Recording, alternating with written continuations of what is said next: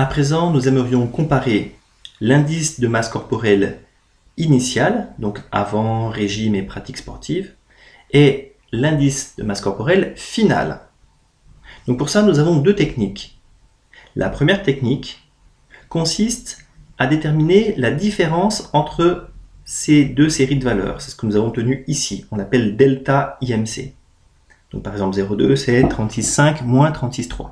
Pour obtenir ces valeurs de manière automatique, je vous conseille de passer par Excel en utilisant la fonction égale, on clique là-dessus, moins, on clique là-dessus et on valide. Bon, c'est la méthode la plus simple. Maintenant, vous avez cette variable delta IMC. Pour savoir si on a eu une diminution de l'indice de masse corporelle, on aimerait pouvoir comparer la moyenne de delta IMC à 0. Et pour ça, on peut utiliser le test T1. Analyse, test d'hypothèse, moyenne T1. Alors, on peut faire ce test sans problème puisqu'on a plus de 30 individus. Alors, je vais supprimer cette variable. À la place, je vais récupérer delta IMC et la moyenne de delta IMC, je vais la comparer, non pas à 80, mais à 0. Et je valide. Voyons ce que ça donne.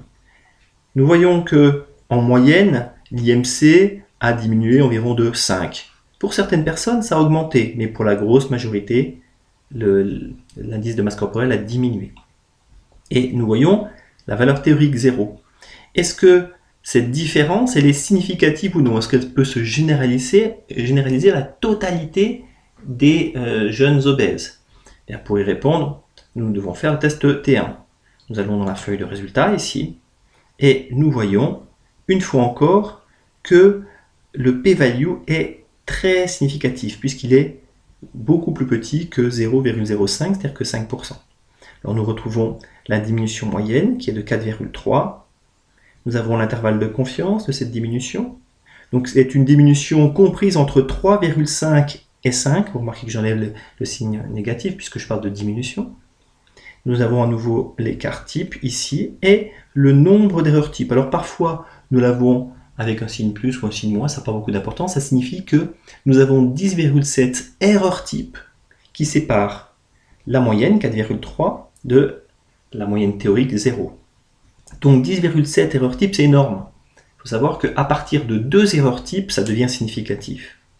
Voilà. Donc nous venons d'utiliser le test T1 pour prouver qu'il existe bien une diminution significative de l'indice de masse corporelle dans notre population.